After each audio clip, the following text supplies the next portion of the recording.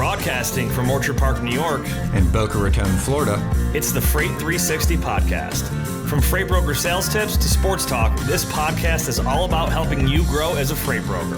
We're your hosts, Nate Cross and Benjamin Kowalski. Let's talk freight. Alrighty, welcome back for another episode of the Freight 360 podcast.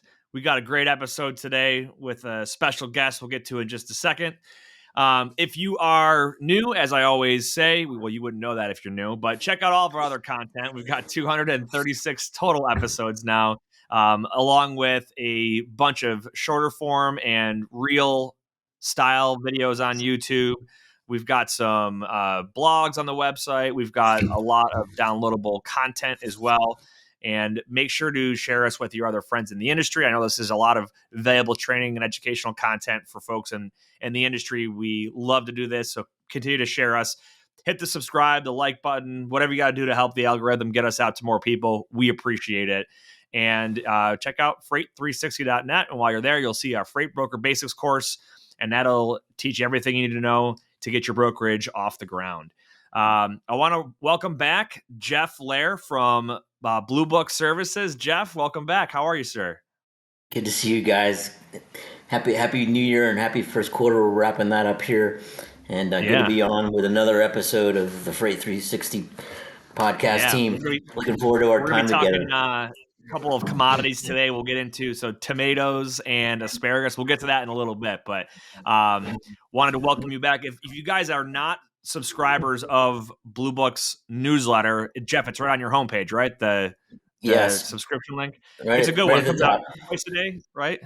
Twice a day, morning and afternoon, Monday through Friday, and it's just timely content on the fresh fruit and vegetable industry and the supply chain. Yeah, definitely valuable if you're in that space at all or looking to get into it. Free newsletter, check it out. We're going to talk a little bit about the Know Your Commodity tool on the website as well, which will give you some basic information. And you should, I highly encourage everyone, if you're in that space looking to get into it, check out a membership with Blue Book.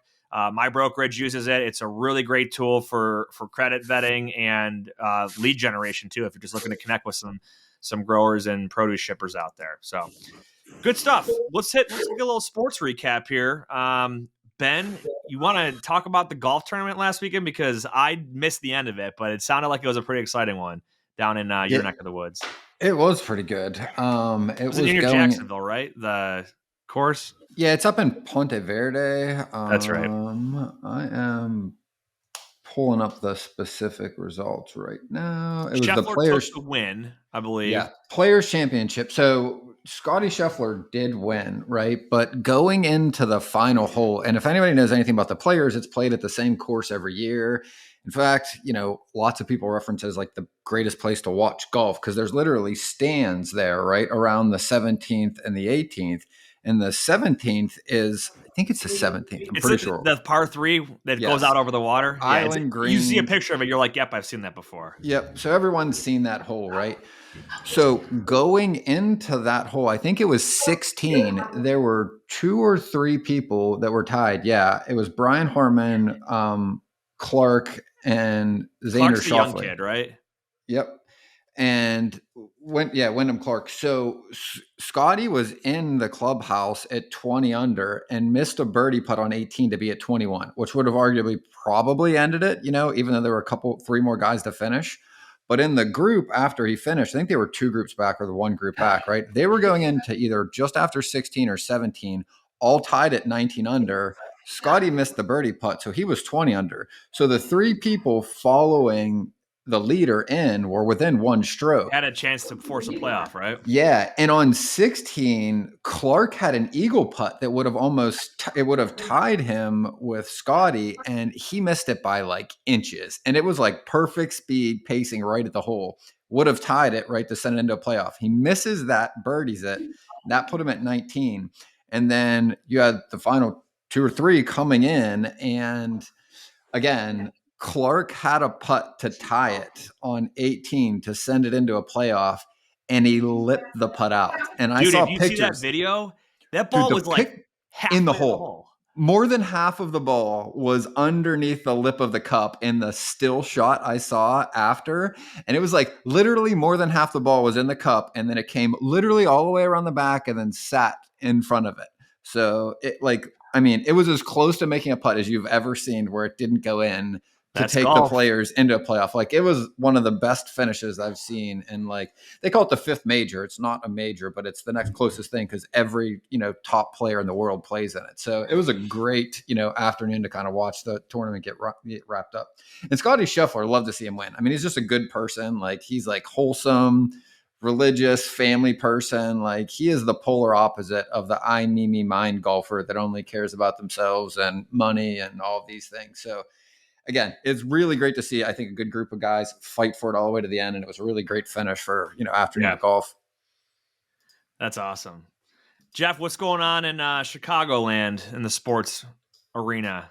Getting ready for we're Cubs getting season, ready for right? baseball. That's the big word. And then Justin Fields got shipped out finally, and we got an NFL draft here in a couple weeks. So it's all good, I'd say, for most Cubs sports Chicago fans. We're looking at a new stadium for the Bears. The We owner took of the your White quarterback, Sox, though.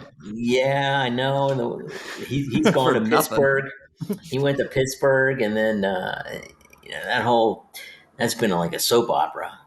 Anyway, that's finally over, and Jerry Reinsdorf, the owner of the Sox and also the Bulls, he's looking for a new stadium for the White Sox. Anyway, there's always something sports related going on in Chicago. Hey, I gotta ask. So St. Patty's Day was recently, and I saw the pictures of the Green River. Chicago River. Every year? Every year. How do they do that? It's dye. It's dye. I mean, they dye the river. So where do they? I don't know. How long does it stay around for? I don't know. That's a good question. You always see the pictures on St. Patty's Day, but I'm wondering, like, does it fade out throughout the day, or is there so much dye that it's there for like a couple days? It's cool to see. It's just wild.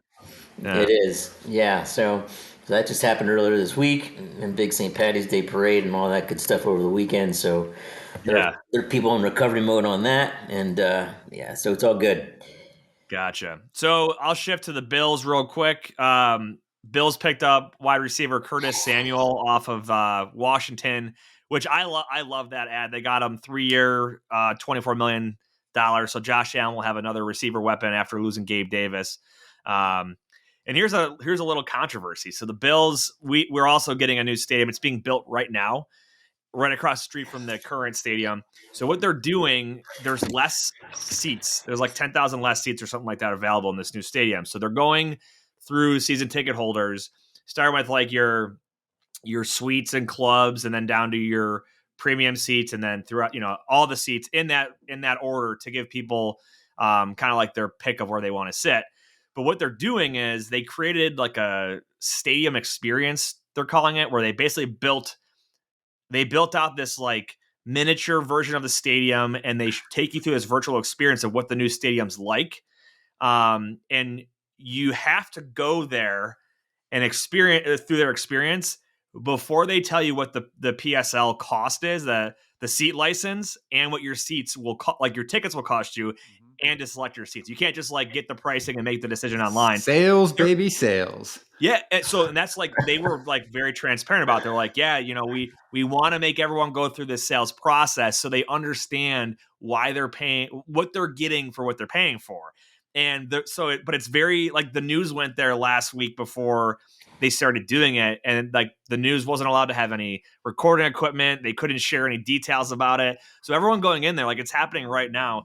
But there's all these rumors going around on social media about the costs and everything. And people are saying that they're like a PSL could cost you like $20,000 or more for some of these like club seats. And it's like, the big complaint is that they're pricing out like the middle class fan that's been going to the games for 30 plus years and replacing it with like, corporations that want to buy out tickets and share them with their customers and employees and stuff like that. So they did that.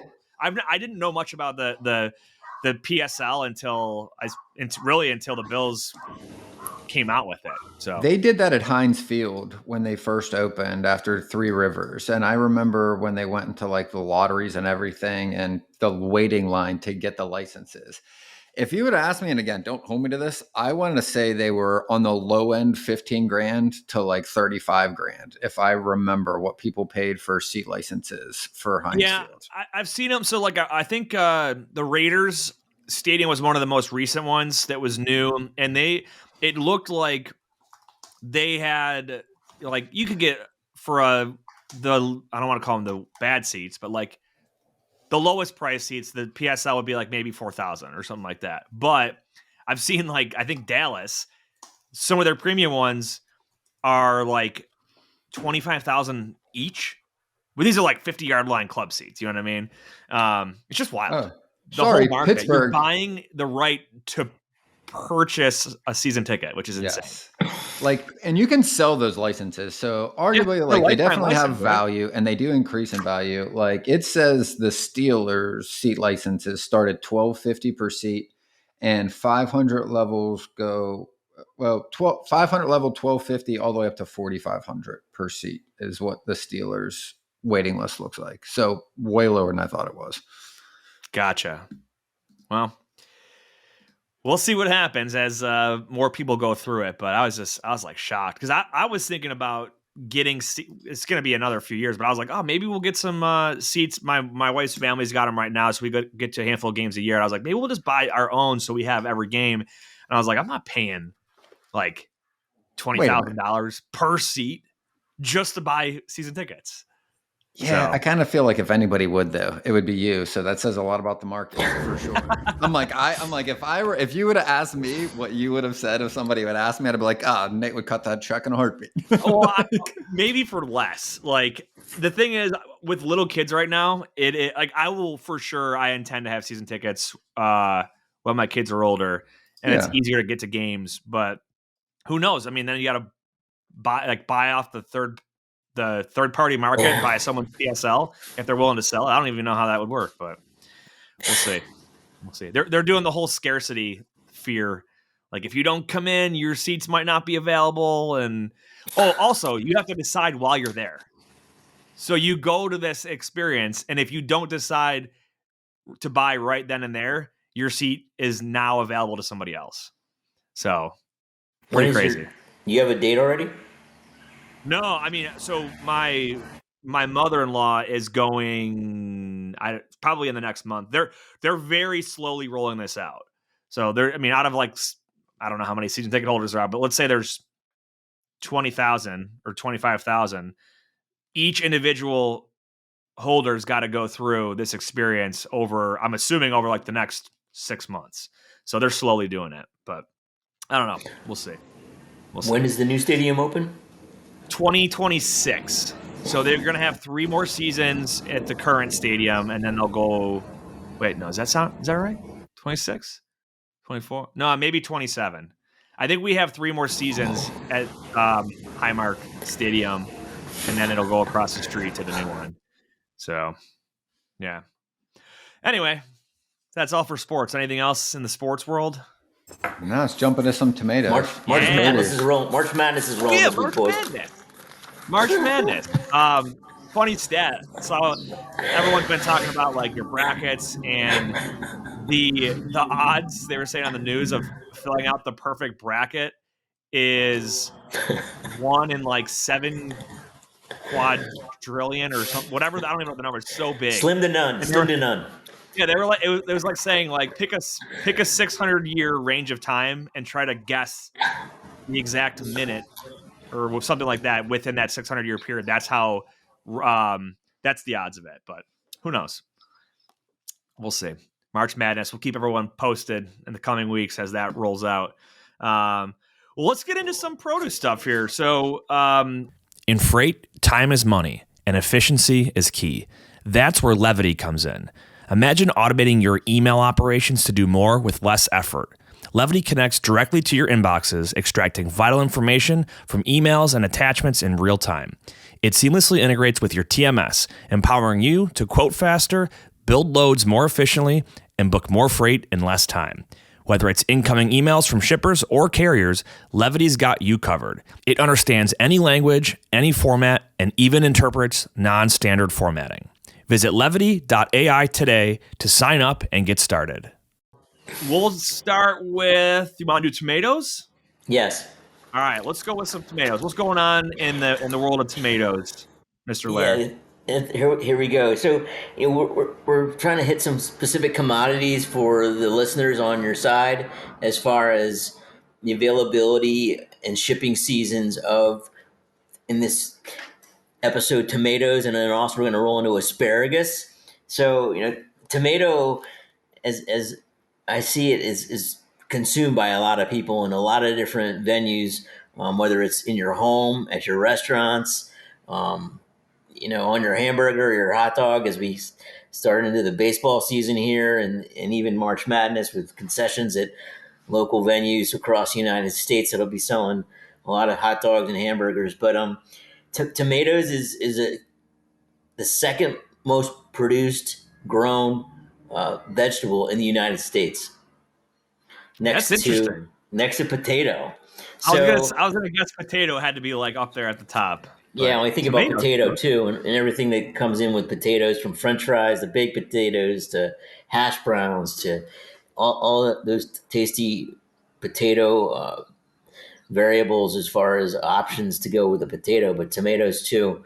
So want to hit that some goes of to show that our country is full of people that want to eat French fries and dip them in ketchup, right? Potatoes and tomatoes. You got it. And going back to Heinz Field, even the ketchup of the Heinz 57, right?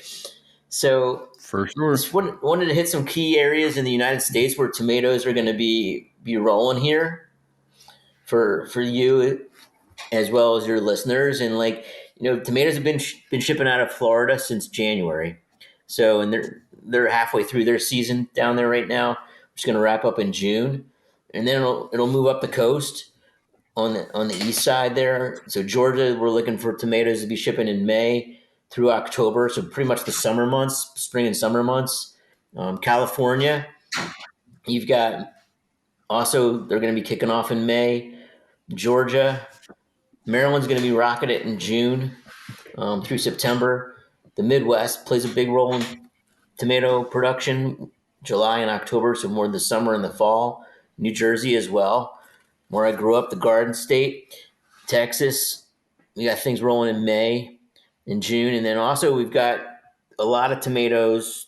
3/4 of our U.S. import comes from Mexico. So Mexico is a year-round producer of tomatoes. And our friends north of the border in beautiful Canada, they also produce a lot of tomatoes, especially year-round under glass in greenhouses.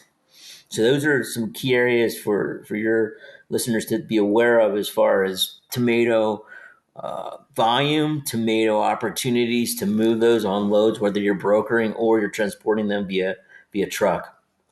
Yeah, and you hit on something there that I want to take a minute to talk about it. So the seasonal availability of any type of produce in certain areas is a very interesting thing, because you think about it, like we'll use tomatoes as an example, right? We have access to tomatoes year round as consumers and as people that eat food that it has tomato, whether it's, a pasta sauce or ketchup, or you're just throwing them in salad. We always have them. Where they come from and where they're grown will change throughout the year. So when somebody is a freight broker that deals with a certain commodity, your season does not have to end whenever, like, let's say, for example, you had Florida, right? And they end around June, right? When June comes around, as a freight broker, you don't have to stop moving tomatoes. You just have to, if you want to go year round, you have to diversify where your growers or these produce companies, you have to diversify where they're located and who they are, because they are coming into the United States, into our grocery stores year round. And Mexico, I'm glad you pointed that out. There's a lot of different produce, and I don't want to get too off topic from tomatoes right now, but there's a lot of produce that comes up through Mexico through the winter months, and it's being moved on trucks, and there's a lot of freight brokers involved there. So it's just a matter of who that customer is and how you're getting access to that freight. And your season doesn't have to end just because your one customer is done. If you're really good at moving tomatoes and you have a good carrier network that understands the way that they have to be loaded and stored and all of that good stuff, build out your entire book of business around that. But you're kind of just getting more like a breadth of it instead of, I'm just going to shut down for 4 months and hopefully I'll have the same customer come October when Florida starts shipping tomatoes again. So I just wanted to make a note of that, as kind of a one-on-one level thing for someone that's newer into seasonal commodities. And it's not just produce. There's other seasonal stuff too that will shift based on the time of year. But yeah, that's good. Ben, do you have anything you want to add on that point? No, it's really, again, to the point where they're always moving. It just matters where they're moving so that you can keep moving them throughout the year. Otherwise, you're only going to be able to move them with that customer during that season. For sure. Yeah. I had a question for you, Nate, and for Benjamin, as far as you talk about, because really tomatoes, you could, if you wanted to broker tomato loads as a transportation company or haul, the availability and the volume, since it's a huge amount of product, you could do that year round. Do you see on your side specific truck brokers brokering one or two commodities, because you got to know temp, you got to know pack, you got to know a lot of different things so that you do it right? What are your thoughts on that? That's a great question. I don't see as many of them that I would like to see. Oftentimes I'll see someone that they know one commodity really well and they just run it for that season, and then they're super slow in the off season. But there are some, and I would say and I'll let Ben give his feedback too, but usually the more tenured you are, that's when you'll see more people that more diversify their book of business to have year-round stuff. Usually when you're newer and you're still learning, you might only have one main customer and they just move melons, so you're only moving stuff in melon season, which is going to kick off next month. Whereas all winter long, they're not moving any melons because the melons aren't coming out of that area. Ben, what is you worked at a huge brokerage when you started, probably had a division that handled specific commodities, but what did you see with Jeff's question there? So at the bigger company, there weren't divisions. At the very least, I was at TQL, so everybody was cradle to the grave. It was basically a knife fight to get a customer account in your name to be able to prospect, let alone do business with. So you see more diversification because just how you get access, and you got other people that are working with them, then prevent someone else. So that's like the bigger companies. But to Nate's point, I see the same thing. Like your first year or so, like you're probably going to get one or two decent customers and 10 that you're probably not even going to work with by the end of the year because there's just not enough of a fit. And then by the next year, they start adding to those niches that they're doing well in, right? They might have two to this point, tomato customers and a whole bunch of random freight, like some lumber here, some this here, some this here. By the end of the year, they're like, oh, well, this is doing well for us. So now let's find more customers like this. And then they'll penetrate further into that to get more of it around the year. And to be honest, that's probably the biggest thing I work on in coaching with our clients, is to help them be more proactive to get to what Jeff is saying quicker, right? Tired of struggling to find accurate rates and the right carriers for your freight? With DAT1, you can access more than 500 million posted loads and trucks every year. That's 3 times more capacity than any other load board. Plus, their integrated freight management system makes it easy to cover loads 24/7. They have the most trusted network of carriers, brokers, and shippers in the country. You'll get real-time rates on every lane so you know exactly how much a shipment will cost before you commit to it. Plus, you get instant access to top bids from qualified carriers around the country. Get 10% off your first year of DAT1 when you visit the link in the show notes. Because it makes a lot more sense to do more of what you're good at than try to learn 15 different commodities every other week. It's too much for anybody. So, for sure. I agree. Because I think the handling and the claims risk of different commodities can vary a lot. And like here, I'll give you this as an example. I've seen people that move potatoes and they move onions because they have a relatively similar transportation experience, if you want to call it that. Very rarely do I see someone that moves potatoes and raspberries because they're very different in how they're packed and how delicate they are. So yeah, it's not common. Like I said, I wish we would see more of it. So back to the prospecting side of it, and I like that Jeff went through the different areas. So tomatoes, right? If their season's going to end around June and from in the Florida area, and it kicks off in a similar time frame just north in Georgia, and then as Georgia season ends, Florida's picking back up. You've been able to find yourself a year-round, the year-round availability to work with these shippers, and they're not even that far away. You're in the southeast area, so you've got a lot of carriers that if you can line up good quality drivers and carriers, it's not a big change for them to drive down into Florida instead of central Georgia or something like that. So all that to say, there's a lot of ways to do this, and I think it's just not applied by a lot of brokers because of the complexity of it, or the planning, or the foresight that would have to go into it. But sure. Yeah, but that's one of the things you guys are doing. That's right. For sure. And we want to draw awareness to this, right? Like, and again, I always try to say, like, think simply. Can you buy the thing you're shipping all year long at the grocery store? Okay. Well, how many months of the year are you shipping it? How many months of the year you know it's being shipped, right? Close that gap. It's clearly getting there. So if you can still eat it, whatever time of year it is, it's moving all year round. But to this whole point of the episode, where it's coming from is what's changing, right? So that's what that brokers need to be more proactive and use sources like Blue Book to be more aware of what's actually happening from the supply side of what they're moving, right? And also another point that's really important, like this is a really good prospecting tip, because I've got a client right now that I'm working with, a few that are prospecting produce, right? And their conversations, meaning how quickly they get somebody to be able to talk to them, goes up significantly when they are aware and can talk through this, right? And the recent example is like a lot of, produce moves from LA, the breadbasket down to Arizona, then they move back again after winter. Just being able to be aware of that and to be able to talk through that with your prospect shows that what's going on, is going to increase their confidence and willingness to work with you. So this stuff isn't just for lead gen. Like, this information should be woven and used in conversations, because it not only gives the perception what you're doing, you're actually learning what you're doing. So you do know what you're doing, right? Like it's all around beneficial to everybody that's doing this and using Blue Book for these things. For sure.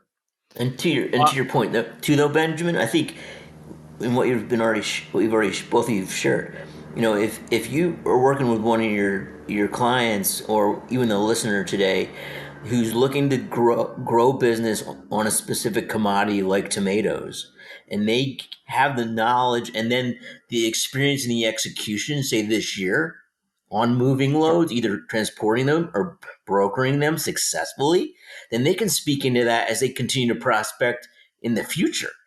It's not just like, and so that's huge, because we're dealing with fresh and all the other intricacies that we've already talked about this morning, as well as previous episodes of handling and transporting fresh fruits and vegetables. You do it right, or it's really hard to do it at all. And so I think this is just a huge data point and an execution point for listeners to be aware of. For sure. Yeah, I think there's a lot of risk in getting involved in any commodity that requires some sort of knowledge or expertise. Not having it, or not knowing where to go. So, I think that's where Blue Book's very valuable, and as a resource to get the information about a lot of this stuff. So I found something I saw recently on tomatoes, and this was on I don't know where I saw this photo, like Facebook or Instagram, wherever. But it was talking about when tomatoes actually became popular in Europe and the United States. And since they're a member of the nightshade family, for a very long time, Europeans and Americans were scared to eat them. So nobody ate them, at least in those two cultures. And the other thing, when I researched to see if that meme was actually true, it said it is true. So it took a much longer time for both of those cultures to eat them. And the other reason was, when people were eating them, they were getting sick and dying, and they thought it was the tomato. The reality was, it was that their silverware was made out of lead, and they were getting lead poisoning, and they thought it was the tomato, right? Wow. And it was just like, hey, I mean, makes perfect sense when you think about it. But I always find those little things like kind of interesting This might sound dumb. What is nightshade? Nightshade is a family of plants. I think they're almost all poisonous that fall under nightshade. Like they literally, different variations of nightshade plants are poisonous. I don't know enough to say which fall and which don't, but I know it's predominantly, I can't even pronounce it. Like I have the name of what it is, but I don't know. Fair enough. Just curious. Cool. What else we got on tomatoes?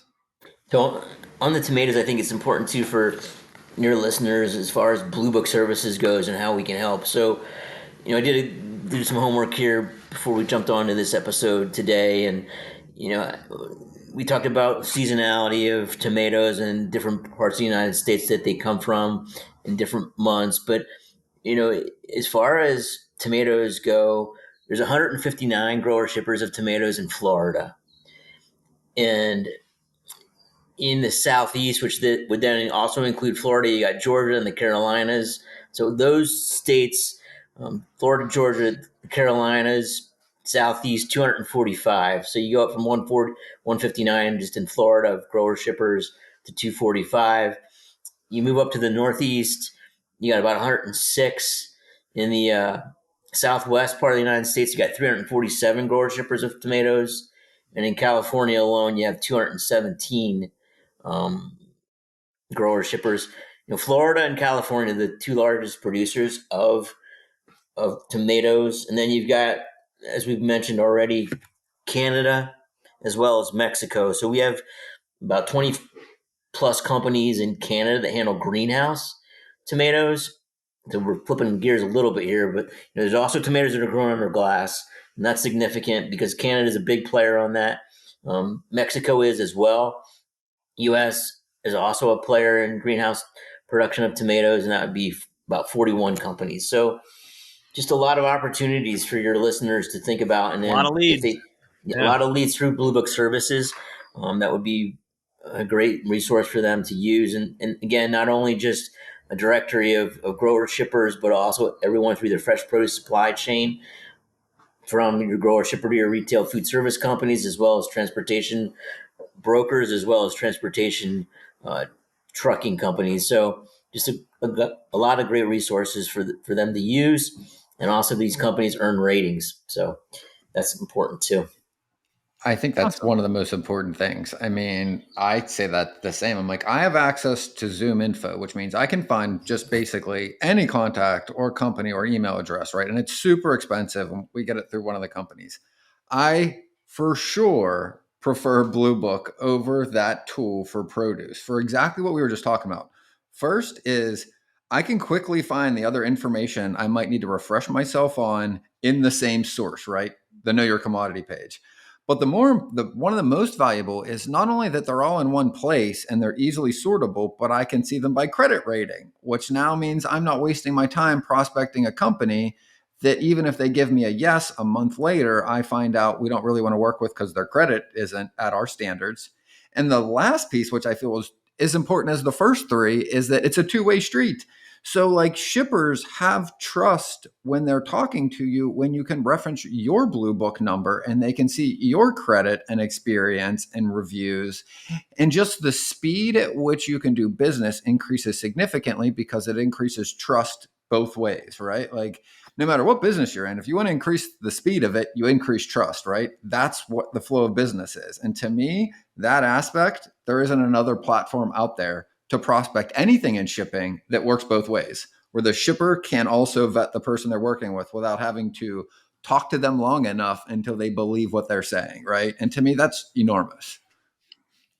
Yeah, that's huge. You kind of take like the shortcut, but it's not a bad shortcut. It's a good shortcut. For sure. Yeah. Good stuff. Asparagus. So switch gears from tomatoes to asparagus. So the elephant in the room with asparagus, I got to ask the question: does everybody's pee smell after they eat asparagus, or is it only certain people? Because I've heard some people be surprised when they hear that. Pretty sure it's everybody. Is it everybody? Okay. Something about an enzyme. What was the question again? So, if you eat asparagus, it makes your pee smell. I remember the movie Austin Powers makes a joke about it, and okay, yeah, yeah. if you eat asparagus, you know what we're talking about here. If you don't, you probably have no idea. No, But I don't Ben, know you're on saying that it's one. everybody though. I don't know Apparently, an it's answer not to that. everyone. It's genetic variation. Apparently, at least according I to think depending on what ChatGPT. you Throw us eat, off the rails here, but all right, yeah, I think. asparagus. I think depending on what you eat, it could, depending on what you eat, it could smell that piece of food item that you're eating. Anyway, so let's go into asparagus because it's a spring product for the most part. There is some year round accessibility depending on the country, but for the most part, United States isn't a year round producer. In fact, it's not a year round producer of asparagus, but it's in this sweet spot that we're talking in here in March and moving on into the spring here as far as um, availability. Blue Book Services is the resource you need if you're transporting fresh produce or lumber. Their online databases contain thousands of companies throughout the produce and lumber industry supply chains. You can easily search their databases to generate new sales leads. Blue Book's credit ratings help you avoid companies with high credit risk, and their team can help resolve disputed loads. To learn more, go to producebluebook.com or lumberbluebook.com and click Join today. And so, top producers of asparagus include California, Washington, Michigan, New Jersey, and then it's also imported through Mexico, which would probably be coming up through primarily both Nogales, Arizona, as well as the Rio Grande Valley through Texas from our Mexico producers, Peru and Chile. That would probably primarily be coming in through the Miami area, as well as I believe on the East Coast, more like the New York City, Philadelphia area where it's imported as well. But shipping seasons have already kicked off. California started shipping asparagus in February. We're hitting shipping of asparagus in Michigan in April, Washington in April, and then it starts in New Jersey in May, and then Canada in May. And so that's just another great opportunity for your listeners to consider pursuing that commodity. And Yeah, I want to. and I it's gotta also, I say, think, good. I want to hop in here. That's kind of fascinating to me. I did not look up anything about asparagus until we are doing this episode, as far as like where where it's grown. That's got to be is it a soil thing? Do you think? Because I'm kind of when I'm hearing like Michigan, New Jersey, and I'm not seeing anything as far as like Georgia or the Great Plains. I'm wondering why those locations. Maybe it's a soil thing. Do you have any idea or no? I can't totally, from an expert standpoint, say soil, but I think it has merit for sure. I mean, like I grew up in New Jersey. We I had see Mexico asparagus. year round, and I know Mexico's warm, and Michigan is, Yeah, but it's not. generally grown in a cooler temp. I mean, obviously you've got a window of time, and it can't get too hot. Meaning, like it's not coming out of Florida. Yeah. And more its western side of Michigan, which is close to the Chicago area that Blue Book is located in. I mean, Chicago's offices in the Chicago Blue Book services offices in the Chicago suburbs, western suburbs. I mean, obviously Illinois is not a major producer of asparagus, but western Michigan for sure is. South Jersey is. I'm not exactly sure Here's where in California, but it's cooler temps and it's starting now because it's running to June and then it's going to get too hot. So, here's here's so what it that's looks like Yeah, from there's Blue actually Book. information on your website about it, Yeah. talking about soil and things like that. But Ben, what do So you I have? just read through it. So the one thing that I knew about asparagus, it takes a very long time for it to grow. Like full maturity is 5 years for asparagus is the first thing. The second thing that it says in here, right, is that lots of growers have to develop special cover to protect the crops from sunlight, to Jeff's point. So my guess is when you've got to grow something over multiple years, you need a moderate climate that doesn't get too hot, that has enough shade, which is probably why you see it up north. I knew people that grew it in Pittsburgh. It was a funny story. My uncle grew it in his garden when we were younger. And I remember it was growing for like 2 years, right? And one of my little cousins went and picked it and ate it when they were playing. And my uncle was so upset because, again, it took like 2.5 years to get it halfway grown. He's like, I got to start this all over again. I'm like, I guess that all kind of makes sense. Like it takes a very long time to grow, and it can't be exposed to extreme temperatures, likely, at least on the heat side, it seems. Yeah, as far as I know too on that, like it's a plant that they grow initially in a greenhouse environment, and then it comes up, and then you actually cut asparagus stalks. That's why there's a pretty straight edge at the bottom of the stalk. But then if you let it grow and you don't cut the stalk, it's basically going to become a bush, and then that basically, I mean, in Michigan you get freezing temperatures, it'll die, but it'll come back up as far as you know. So it's more of a perennial than it is an annual type of a plant.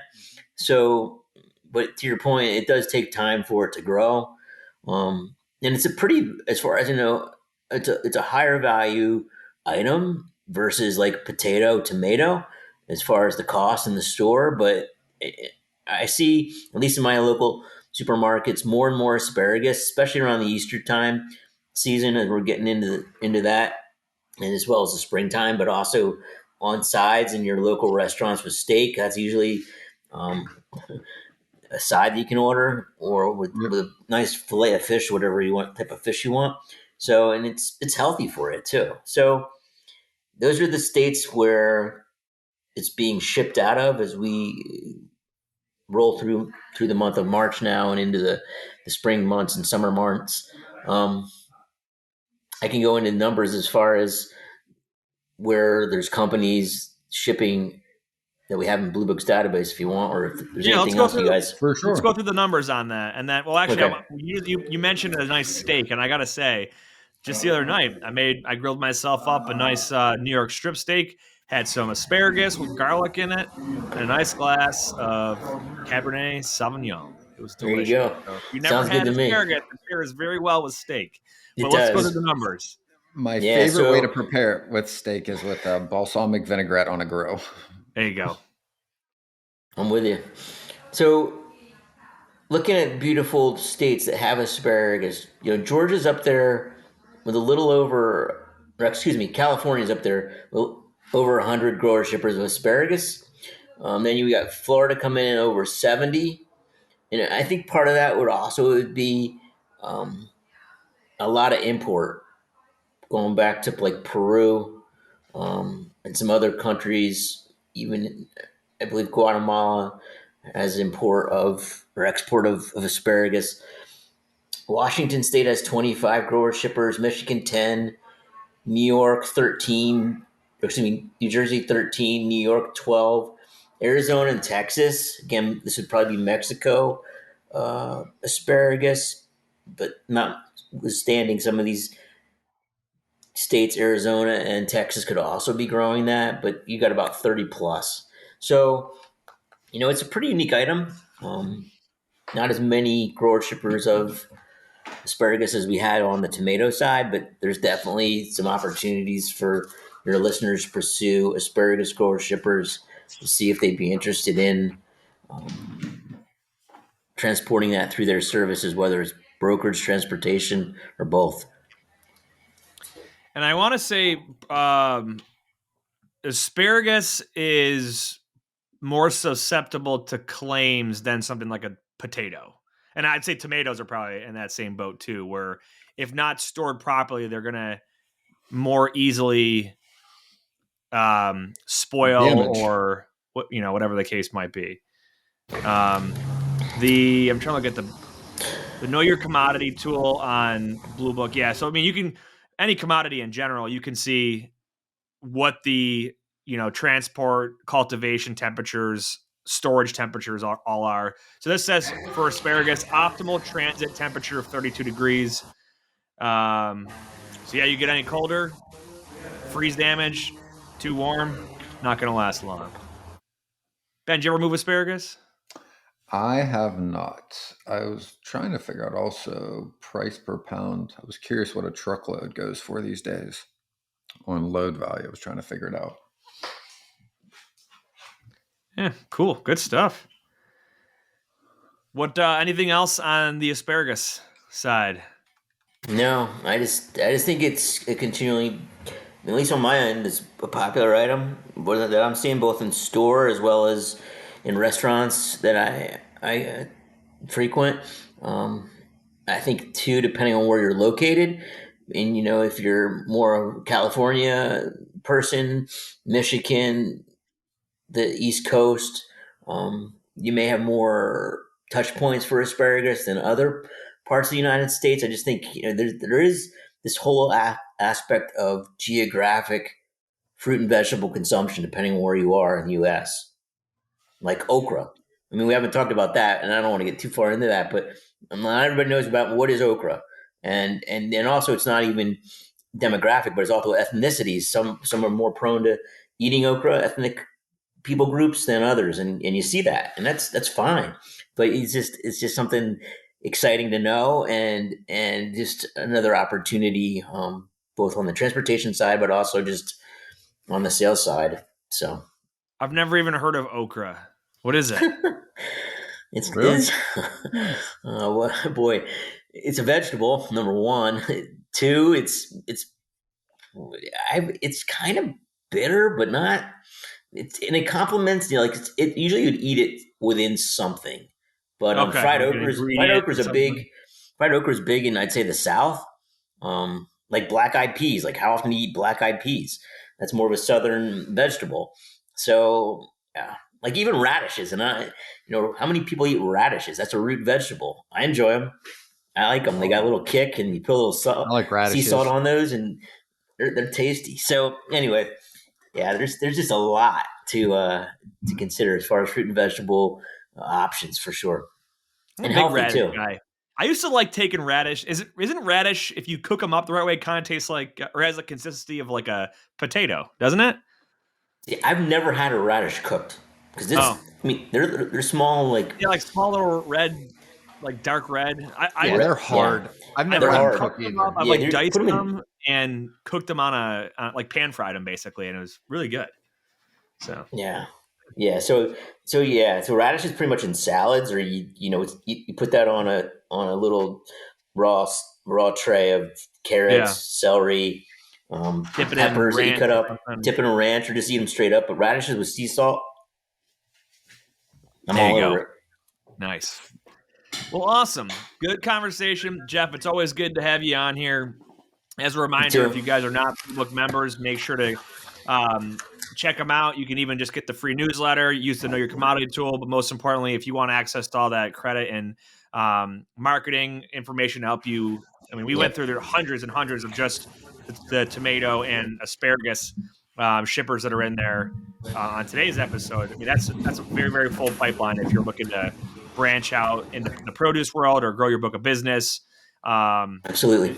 Literally everything you need is right there. The leads and the Yep. quality of the lead. All you got to do is Yep. make the calls. So Yep. And even wanted excellent. to plug. I mean, I appreciate all the love you're sharing on the different items that we have available. But even the transportation and trading guidelines, and I know you guys have talked about those and gotten into those in some detail on at least one previous episode. But our transportation and trading guidelines are used by the industry. They're available on our website, on our homepage, and just really important for anyone in the transportation side of produce to know, and really to execute on, to do well in getting a fruit or veg from point A to point B. For Outstanding. sure. I think I remember one of the episodes we did last year, there was like a bunch of books behind. I can't remember who was on, but like a library of all the books in the is it yours? Is that Yeah, what it it was is? my Are those all the guidelines like written down in text form? Yeah, there's a PDF. I mean, it's digital format on our website, but Well, it's sure. it's it's maybe a In the 20 modern 25 day, yeah. page document of trading and transportation guidelines that we've authored, and they've have and are currently being used by majority of transportation companies in the produce industry. Awesome. Well, very good. Again, we appreciate having you on here, Jeff, and we're going to have you on more times later this year to talk about more commodities. So we're looking forward to it. Help Same here, same help here. Thanks so educate much for your the time. audience, of course. All right, well, Ben, any final thoughts here before we wrap it up? No, I mean, everybody that reaches out to us constantly and goes, I don't know who to call. I don't know when to call them, right? Like, this is what this whole episode is, right? And the third question is, what should I call where I can actually make some money? This answers all three questions, right?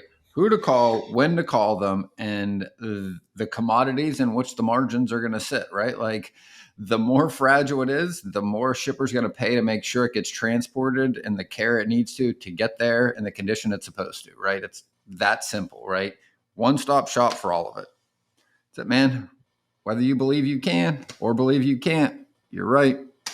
And until next time, and I'll be recording in person with you next week, man. Go Bills. That wraps up this episode of Freight 360.